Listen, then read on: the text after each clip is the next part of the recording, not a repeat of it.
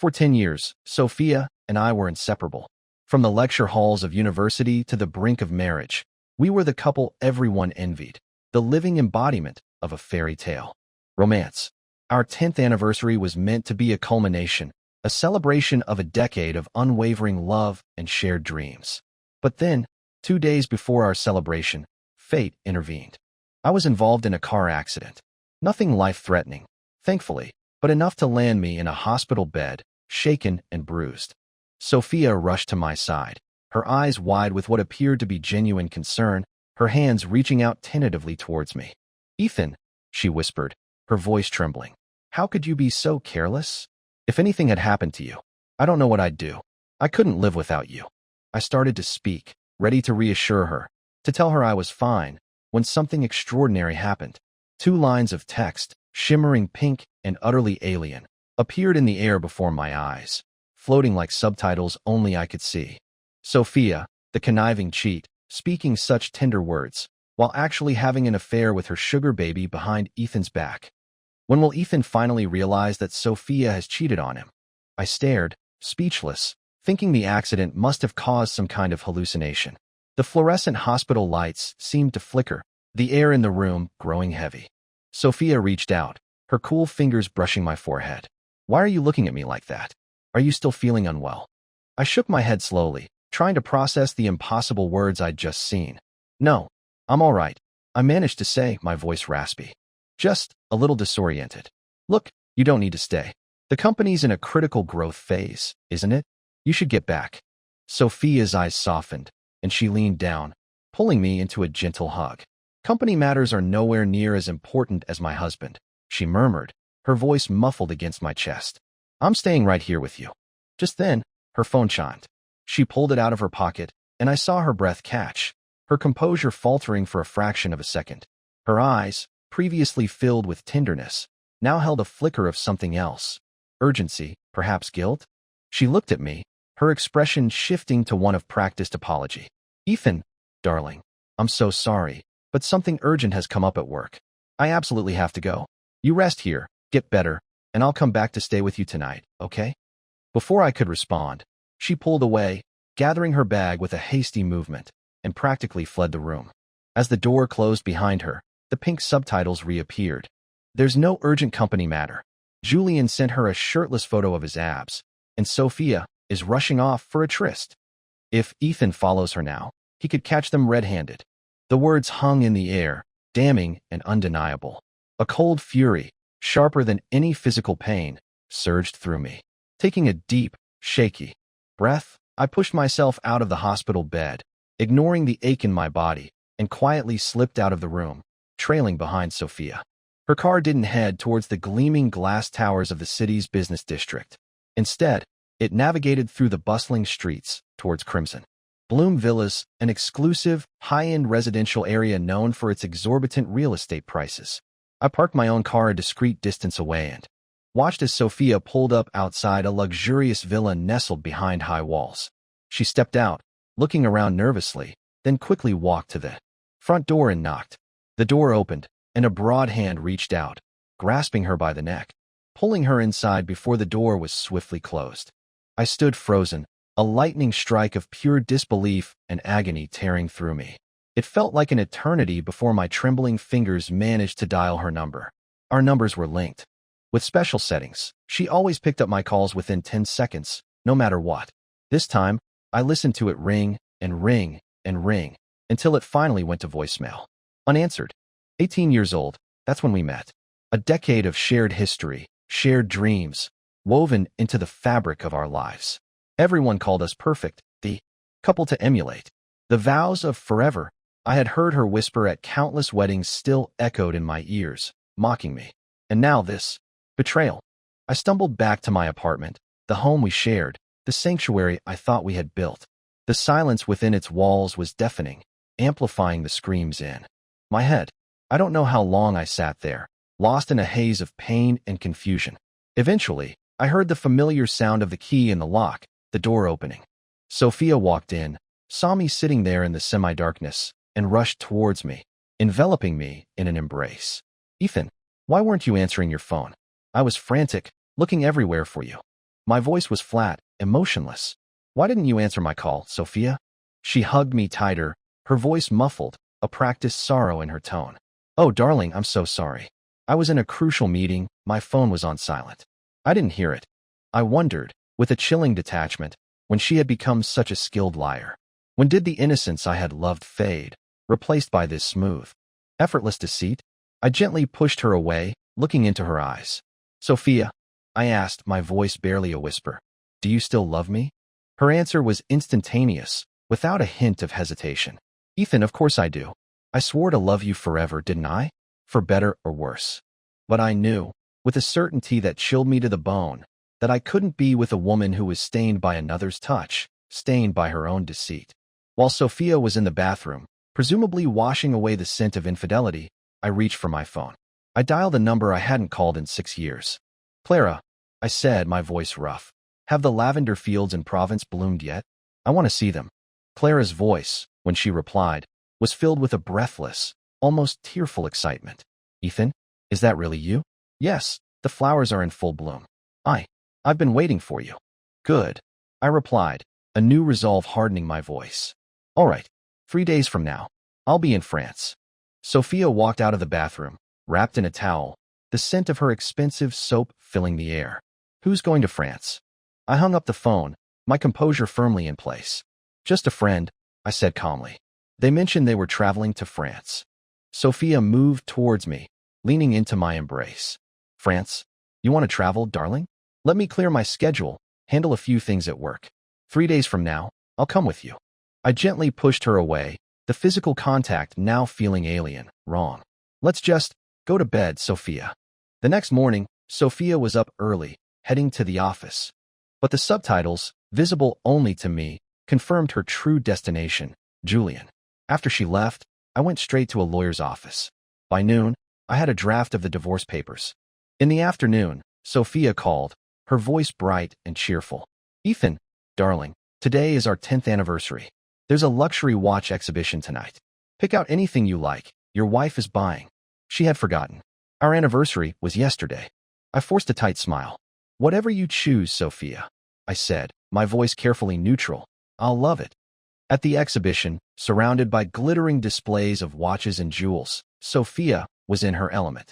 She spent lavishly, buying me 2 diamond watches, a pair of sapphire cufflinks, drawing envious glances from everyone around us. We played the part perfectly, the devoted couple. Then it happened. A server, a young, well-built man, stumbled, spilling tea on Sophia's dress. Oh, madam, I'm so terribly sorry. Let me help you clean that. Sophia recoiled as if struck, shoving the server away, her voice sharp. Get away from me. No man touches me except my husband. I remembered when she'd made that promise. Years ago, when she was just starting her company, she had to attend countless business dinners, socializing with potential clients. One night, she came home late, smelling faintly of cigarette smoke and another man's cologne.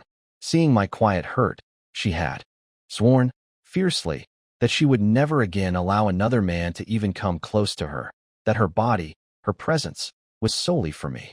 From then on, her reputation as a fiercely devoted wife, a woman who doted on her husband, had spread through the city, making me the subject of widespread admiration. The subtitles reappeared.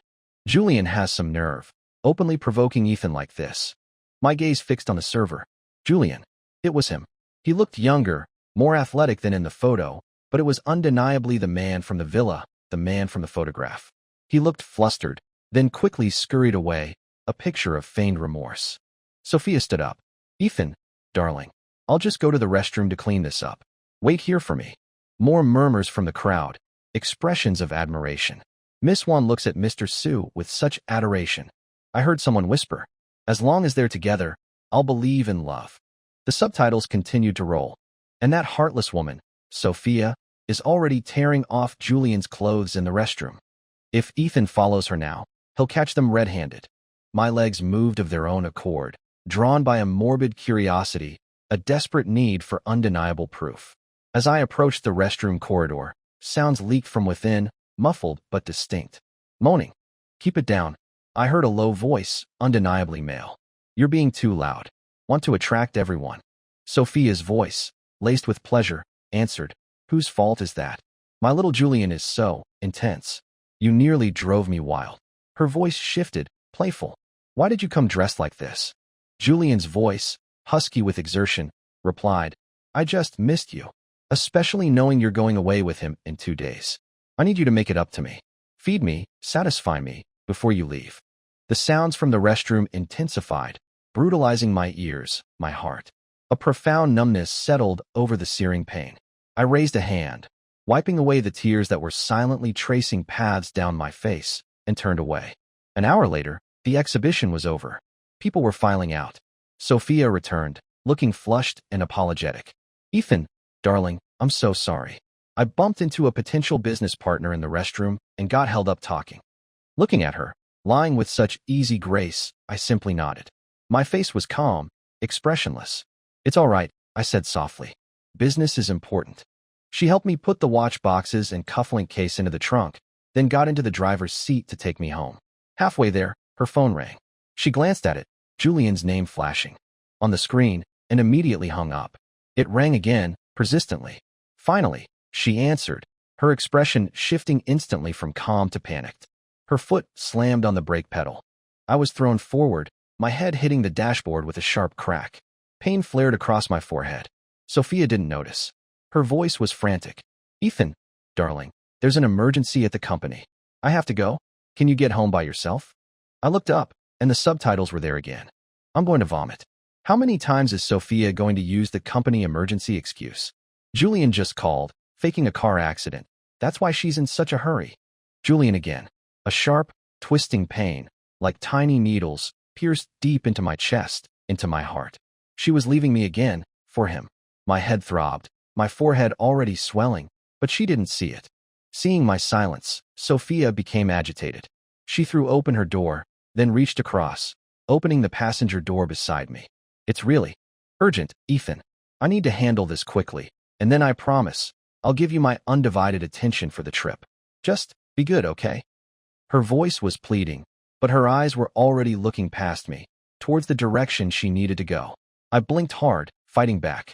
The tears that threatened to spill, pushing myself out of the car.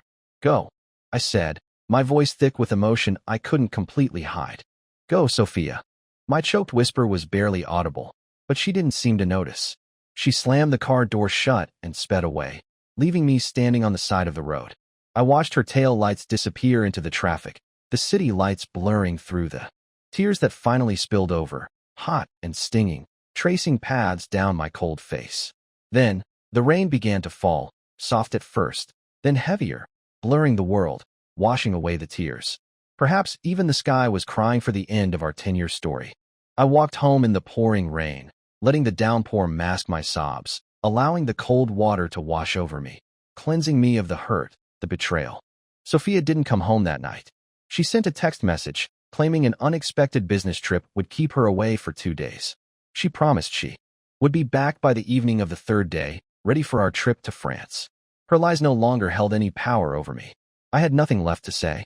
I spent the next 2 days systematically purging her from my life, from our home. I cleared out every trace of me, every memory tied to her. The 99 love letters she'd written, the small, thoughtful gift she'd bought me with her first part-time job money, the handwritten promises she'd made on our wedding night. Things I had cherished, kept safe, now found their final resting place in the trash bin. By the end of the 2nd day, the apartment felt eerily empty. I sat on the sofa, the signed divorce papers spread out before me. I wasn't waiting for Sophia's return. Instead, I received a text message from Julian. Ethan, let's meet. At a coffee shop the next afternoon, Julian arrived dressed in a ridiculous, flashy outfit, peacocking with arrogance. He was wearing the diamond watches, the sapphire cufflinks, the expensive jewelry Sophia had bought me at the exhibition. His eyes, glinting with smug satisfaction, met mine. Sophia said these suit me better than you. I slowly stirred my coffee, my face a mask of calm. You know those are marital assets, right? I said softly, my voice low. Community property. I can demand their return anytime I want. Julian's triumphant smile faltered for a second. Then he recovered, leaning back in his chair, trying to project confidence. What's the point, Ethan? He sneered. What's the use of the title, mister? One if she hasn't touched you in ages? She's bored with you. You're nothing but a figurehead. If you had any sense, you'd step aside and make way for me. I looked at him, a genuine smile touching my lips. All right, I said easily. I'll step aside. Go tell Sophia I'm waiting here for her. With the divorce papers. Waiting for her to sign. Go on. Tell her. Do you dare? Julian's mouth snapped shut. He couldn't. He was just a kept man, a temporary distraction. He only had the courage to provoke me behind Sophia's back. He was young, arrogant, and utterly transparent. Too young, too naive to understand the real game. But Sophia, my sophisticated, successful wife, she found that youthful energy, that raw ambition, that physical presence appealing. I stood up, leaving him sitting there, speechless. My parting words were a brutal assessment, a final piece of advice. Nobody stays young forever, I said, my voice calm but sharp. But there will always be young people. You've already paid the price with your body. You should focus on getting as much out of Sophia as you can. Don't waste time trying to provoke me. It's stupid. The subtitles appeared overhead, a chorus of approval. Ethan is right. The true protagonist doesn't engage in pathetic power struggles. Go, Ethan. Wait for Sophia's desperate regret. Serve her right. Back at the apartment, I placed the signed divorce papers prominently on the coffee table. My packed suitcase stood by the door. I called a taxi and headed straight for the airport. Sophia, our 10 years. Goodbye. Sophia woke up disoriented. The room was unfamiliar. A heavy, throbbing ache settled in her head, the aftermath of a night of heavy drinking, of losing herself in Julian's arms. Sunlight streamed through the curtains, harsh and unforgiving. She fumbled for her phone, checking the time. It was past 8 p.m. Her eyes widened in horror. She was supposed to be home, with Ethan, hours ago. Panic seized her. She scrambled out of bed, pulling on clothes, her movements clumsy and desperate. She had meant to leave first thing in the morning, but Julian, always clingy, had convinced her to stay for lunch. Fueled by alcohol and the heady rush of their clandestine affair, lunch had turned into something else, something that consumed the entire day, leaving her collapsed in a drunken stupor until now. A wave of intense anxiety washed over her. She needed to see Ethan, now? Julian reached out, trying to stop her. Sophia, wait. I made your favorite seafood porridge. Have something to eat before you rush off. Sophia roughly pushed his arm away. It's too late. I have to go home. I have to be with Ethan. Her eyes, darting around the room in her panic, landed on Julian's wrist. The expensive diamond watch, the one she had bought for Ethan, glittered on his arm. A fresh surge of fury erupted. She grabbed his arm, her fingers digging in. That's Ethan's watch. I bought it for him.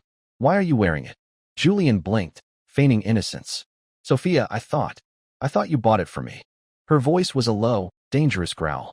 Take it off. Put it back. You are never to touch anything I buy for Ethan. Julian, sensing the shift from playful dominance to genuine rage, whined. But Sophia, it's not fair. You buy him such expensive gifts, and I get nothing. Sophia's patience snapped. Her mind was racing, filled with a growing dread about Ethan. She didn't have time for Julian's petulant demands.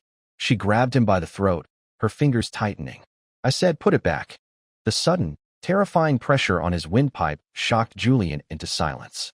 He had never seen Sophia this cold, this menacing. He fumbled frantically with the clasp of the watch, tearing it off his wrist and placing it back in its box. Sophia's grip loosened slightly. Don't forget who you are, she warned, her voice chillingly flat. And don't ever think you're entitled to what belongs to him. She snatched the watch box and bolted out of the villa, leaving a gasping Julian scrambling to his feet. A shiver of pure terror ran down his spine. She had reacted to him merely touching Ethan's watch as if he had committed a mortal sin. What would she do if she found out about his clumsy attempt to provoke Ethan at the coffee shop?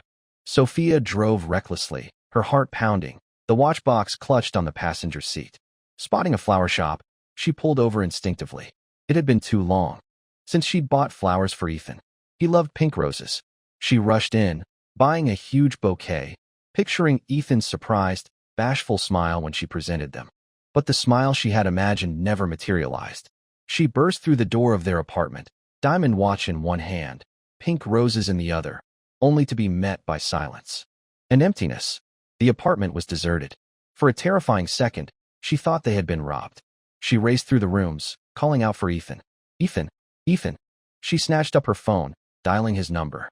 It rang once, twice, then an automated message. The number you have dialed is not in service. Panic clawed at her throat. Something was terribly wrong. She looked around the apartment again. Her own expensive jewelry, her designer bags, her valuable art pieces, all were untouched. Only Ethan's belongings were gone. His books, his clothes, his personal items vanished. Back in the living room, her eyes fell on the coffee table. A single sheet of paper lay there. The words seared themselves into her mind. Divorce agreement. Her first thought was a desperate denial.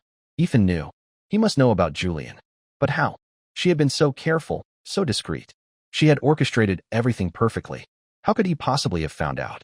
She immediately called her assistant, her voice tight with barely suppressed hysteria. Find him. Find Ethan immediately. I want to know where he is, who he's seen recently, everything. Her assistant was efficient, terrifyingly so. Within 24 hours, the report was on Sophia's desk. Ethan had taken a flight to France. And he had met Julian 2 days ago at a coffee shop. Julian was dragged into Sophia's office by her bodyguards, terrified. He tried to play the innocent fool. Sophia, darling, you just had to call. Why bring me here like this? Sophia's eyes were glacial, her grip on his throat instant and brutal. What did you say to Ethan? She demanded, her voice low and lethal. Why did he leave? Julian, his face contorted in fear, his mind racing, knew he was in deep trouble. He couldn't tell her about the provocation, about wearing Ethan's jewelry. Sophia, I haven't even seen Ethan. I wouldn't dare speak to him, he stammered, trying to sound convincing. But Sophia wasn't fooled. Her fingers tightened. 2 days ago, Blue Source coffee shop. You met Ethan there. Every single word you said to him. Tell me, now, or I swear, I'll end you. Feeling her grip cut off his air supply, seeing the cold, deadly fury in her eyes, Julian broke. Okay, I'll tell you, he choked out.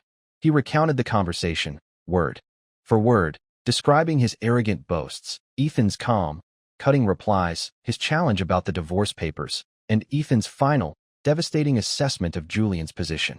Sophia stumbled back, releasing Julian, her legs giving out from under her. She collapsed onto the floor, her face ashen. There had been a flicker of hope in her heart, a desperate hope that Ethan had left for some other reason, not because he knew the truth. But Julian's words, Ethan's calculated calmness, the details of their conversation, it confirmed everything. After 10 years, she knew Ethan. Once he made up his mind, there was no turning back. He was gone. He didn't want her anymore. All her fury, her panic, her despair, converged, finding a target. She lunged at Julian, her hands flying, clawing at him, her voice a guttural scream. You scumbag. Why did you provoke him? You drove Ethan away. Give him back to me. Julian fought her off, grabbing her wrists. Sophia, you're the one who cheated. You're the one who kept me. Don't you dare blame this on me. Mr. Su already knew about your affair. Sophia crumpled, her body trembling uncontrollably. Julian was right. She was the architect of her own destruction. Ethan knew. He had known. Perhaps for days, perhaps for weeks. He hadn't just left on a whim. He had planned this escape. The thought that he had known about her. And Julian, maybe even seen them, all while she was still trying to maintain the facade, to buy him expensive gifts, to plan a trip. The shame was unbearable. The pain of his deliberate departure, of knowing her betrayal had driven him away forever, was a crushing weight. 10 years. The initial fiery passion had settled into comfortable routine, a quiet companionship. Her company had taken off, bringing with it wealth, power, and temptation. Men, younger, ambitious, drawn by her success. And status, had circled her like sharks. She had always resisted, always remained loyal to Ethan, or so she had told herself. Why, this time, had she given in to the fleeting thrill, the empty flattery of Julian? A tidal wave of regret washed over her, bitter and suffocating. She hated herself, despised her weakness, her momentary lapse of judgment that had cost her the one constant, unconditional love in her life. Ethan, she sobbed, burying her face in her hands. I know I messed up. Please come back to me. France. The lavender fields stretched across the landscape in a breathtaking panorama of purple, filling the air with their sweet, soothing fragrance. I walked among them, letting the beauty of nature quiet the turmoil in my soul, trying to forget the past, the pain, the betrayal. Clara raised her camera, focusing on me. Ethan, look here. I looked at her, managing a faint smile, and gave her a thumbs up. Clara was a good companion, easy to be around, providing a gentle distraction without demanding anything in return. She was patient, kind, and surprisingly insightful, taking photos, suggesting places to visit, simply being present. We were university classmates. Years ago, both she and Sophia had shown interest in me. I had chosen Sophia, believing she was the one who truly understood me, who shared my quiet dreams. Clara, accepting my decision with grace, had respected our relationship. We saw each other occasionally on campus, exchanging polite nods, nothing more, until graduation. That year, she waited for me outside the men's dorm, asking to see me one last time. "Ethan," she had said, her voice soft but steady, "I'm moving to France with my parents after graduation." She had smiled sadly. "It's likely we won't see each other again." I had wished her well, genuinely. "I hope you find success in France," I told her, "and that you find someone you truly love, someone to share your life with." A bittersweet smile had touched her lips. "Ethan," she said, her voice barely a whisper, "I came today to tell you that I still haven't let go. For years, I've carried my feelings for you. I still like you." She looked at me directly, her eyes earnest. If you and Sophia are ever unhappy, please remember, there's someone in France waiting for you." She had changed her social media profile picture to a field of lavender. The language of lavender, she'd told me once, was waiting for love. She said as long as that picture remained, it meant she was still waiting. Because of that conversation, that promise, every year, intentionally or unintentionally, I would check her profile picture. A small, silent part of me hoped to see it change, hoped she had found happiness, found someone else. But year after year, the lavender remained. My decision to come to Provence, to finally contact Clara, was born from the raw pain and anger of discovering Sophia's betrayal. My mind was a mess. I wasn't thinking clearly. I just needed to escape, to find a place to heal. I hadn't planned on accepting Clara's long-offered affection, hadn't decided whether a relationship with her was even possible after everything. Clara, perceptive as always, seemed to understand this. She didn't pressure me, didn't ask about my past. She simply offered her company, her warmth, trying to distract me, to make me smile. Her kindness, her unwavering support, only deepened the guilt in my heart. After we finished taking photos, Clara suggested we try some new wine that had arrived that morning. I looked at her, the words of guilt spilling out. "Clara," I said, my voice hesitant, "you don't have to spend all your time with me. I'm feeling much better. You must have your own things to do, your own life." Clara smiled, her eyes crinkling at the corners.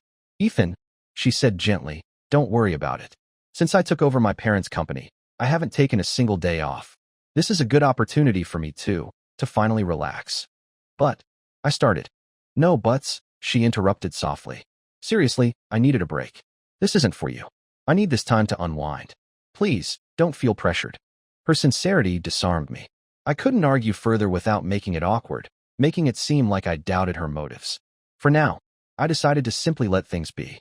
To enjoy her company, to see where things led, without overthinking it. The subtitles, when they appeared, were a pleasant change from the usual doom and gloom. "Clara is so devoted. I really hope Ethan ends up with her." "Yes, Ethan deserves happiness after what he went through. Don't be afraid to love again, Ethan. Get together. Get together." We left the lavender fields, heading towards Clara's villa for lunch and wine tasting. As the car pulled up to the gate, I stepped out, taking a deep breath of the crisp, fragrant air.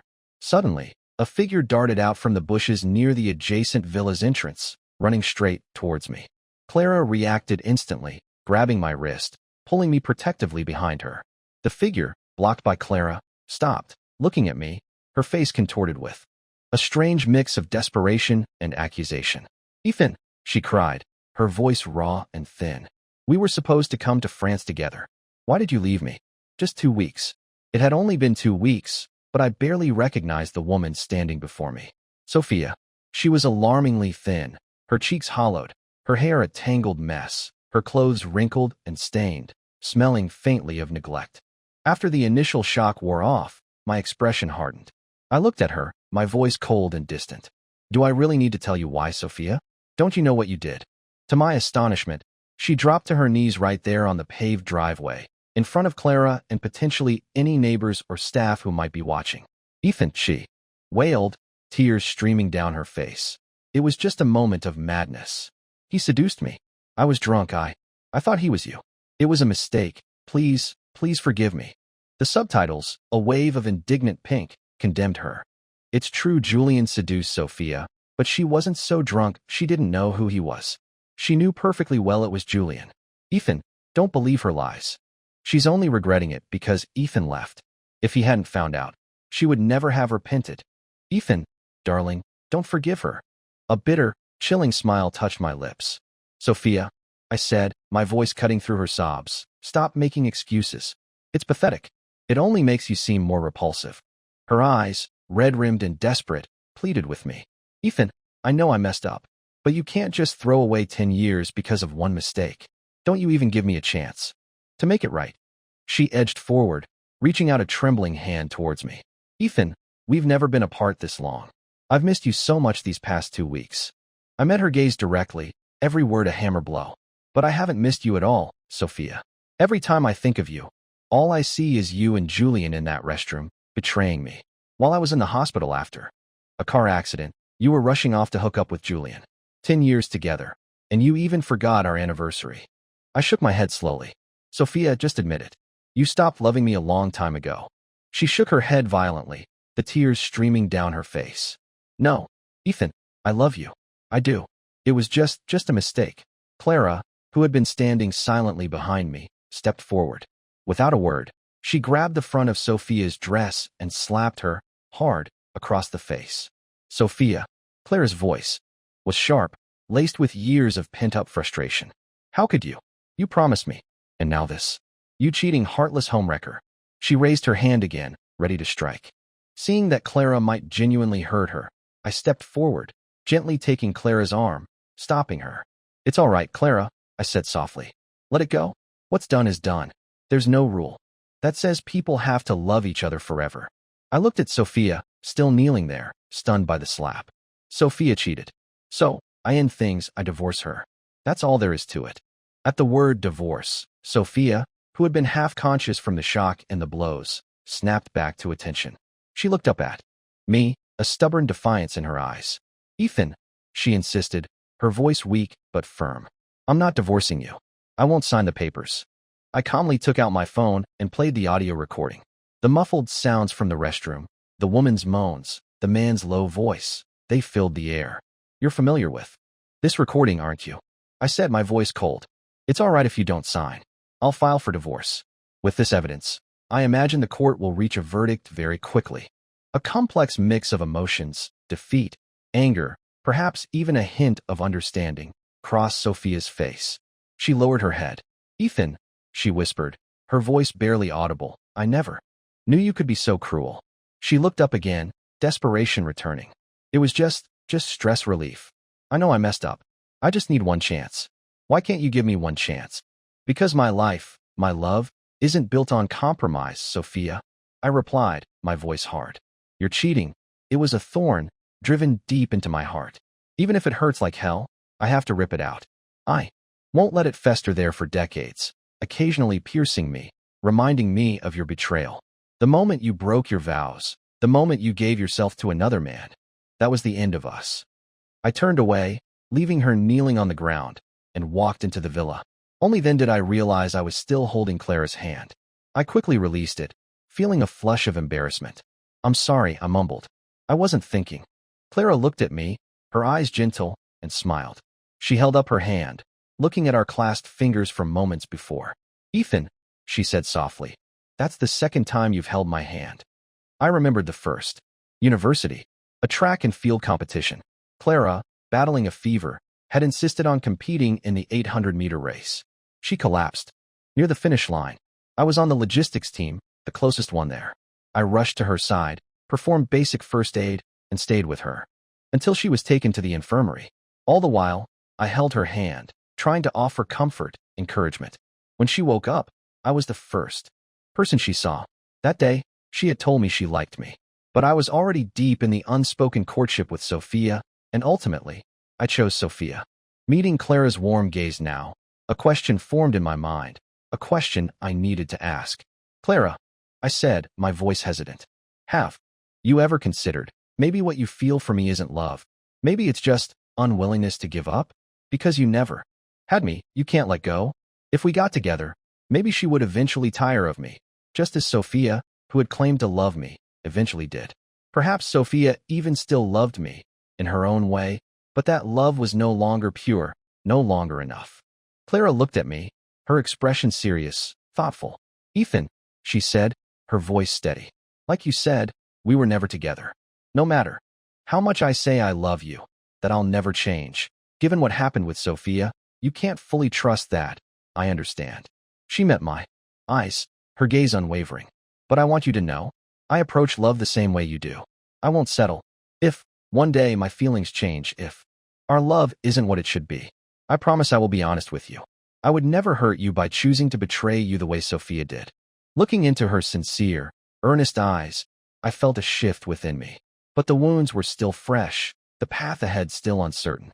I lowered my gaze, unable to meet the intensity of her stare. Clara, I said softly, I need time. I'm sorry, I can't give you an answer right now. A gentle smile returned to Clara's face. Ethan, she said, her voice warm and understanding. Please, don't feel pressured. I respect whatever decision you make. 10 years of waiting, when there was no hope at all. Now, with a possibility, with hope. Each day felt easier, brighter. We had lunch together. Afterwards, discussing whether to visit a nearby ceramics village or the stunning gorge of Verdun. As we talked, the butler approached, his face worried. Miss, he reported, the person outside, she has collapsed. Clara and I rushed outside. Sophia lay there, pale and still, having evidently waited for hours, pushing herself beyond her limits. We helped get her into a car and took her to the nearest hospital. The doctors administered fluids, stabilizing her condition. I stood by her hospital bed, watching her sleep. Even in her unconscious state, she murmured, her voice barely audible. Ethan, don't leave me. I know I messed up. Ethan, please, don't go. I believed, in that moment, that her remorse was genuine. But what did it matter now? Not everyone who regrets their mistakes is entitled to forgiveness. In a world filled with temptations, everyone had choices to make. The moment she chose to indulge her desires, to betray the trust we shared, she sealed her fate. She accepted the consequences, whether she realized it then or not. She stirred, her eyes fluttering open. Seeing me standing there, her eyes lit up, a flicker of desperate hope igniting within them. Ethan, I knew it. I knew you wouldn't abandon me. She whispered, reaching for my hand. You still love me, don't you? I sat down beside the bed, my voice low, detached. If any stranger had collapsed at my doorstep, I would have helped them get to the hospital, Sophia, I said, my voice flat. Don't mistake basic human decency for love. Go back home. Don't waste your time trying to manipulate me, trying to win back my sympathy. You know me. Once I've made a decision, there's no going back. I met her gaze directly. I don't love you anymore. Tears welled up again in her eyes. No, she insisted, shaking her head. I don't believe you. She grabbed my hand, her grip surprisingly strong. Ethan, we were together for 10 years. We were so happy. I can't believe you just stopped loving me. I pulled my hand away. Sophia, I said, my voice rising slightly with the pain of revisiting the past. You said we were together for 10 years, that we were. So happy. I didn't believe you could cheat either. But what happened? My eyes stung, my voice thick with emotion. Reality slapped me in the face, hard. Do you know how I felt, standing outside that villa in Crimson Bloom Estates, watching Julian pull you inside? My voice trembled slightly. Every second I waited for you to answer my call felt like an eternity of torment. And when you left me on the street, rushing off to him, I walked home in the rain that night, for 2 hours, step by agonizing step. My voice broke. I kept hoping, praying, that you would suddenly appear, tell me you were sorry, tell me you would never see him again. But you never came. My gaze was steady, unwavering. Sophia, whatever love I had left for you, it died completely on that rainy night, the night you abandoned me. Tears streamed down her face. Ethan, she sobbed, her voice a raw plea. I'm sorry. I couldn't control myself. I regret it so much. I wish I could just die right now, but I can't. I can't live without you. I looked up, blinking back my own tears. Sophia, we were together for 10 years. I repeated softly. I never wronged you, not once.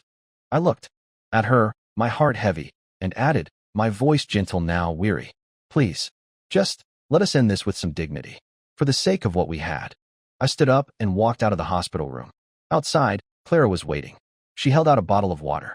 "Your favorite," she said softly. "Jasmine tea." I took the bottle, met her eyes, and smiled. It was a genuine smile this time. "After so long," I said quietly. "You still remember." A week later, Sophia was discharged from the hospital. She appeared again at the entrance of Clara's villa, looking even thinner, even more lost. I saw her, but I kept walking towards the house, intending to ignore her presence. Sophia rushed forward, but Clara stepped in front of her, blocking her path. Sophia looked at me, her voice pleading. "Ethan, I just need to say 2 things. I'll leave right after." I stopped, nodding to Clara to let her pass. Sophia stumbled towards me, her face pale and drawn. "Ethan," she whispered, "I'm going back home tomorrow." She paused, then added, her voice barely audible, "When I get back, I'll finalize the divorce papers." "Thank you," I said, my voice polite. While the divorce was inevitable, her doing this saved me the trouble of filing a lawsuit. "Ethan, don't hate me anymore." "Hate requires love, Sophia," I replied, my voice calm. From the moment I decided I wouldn't love you anymore, there was no room left for hate. A pale, fragile smile touched Sophia's lips. She turned and walked away. A month later, the divorce was finalized smoothly. Sophia transferred a significant portion of her company's recent profits to me as part of the settlement. I accepted it without hesitation. A year after that, Clara and I officially began dating. When I turned 30, surrounded by the blooming lavender fields of Provence, I married Clara. It was the second wedding of my life. Much later, I learned that on the very day Clara and I were married, Sophia had died in a car accident back home. The news brought a strange sense of closure, a quiet acknowledgement of the unpredictable nature of life, the finality of consequences. As I thought of this, a stream of pink subtitles, familiar yet different now, floated before my eyes. This story of the second lead winning is so much better than forced reconciliation or the trope of chasing after someone who has moved on. Satisfying ending. The end.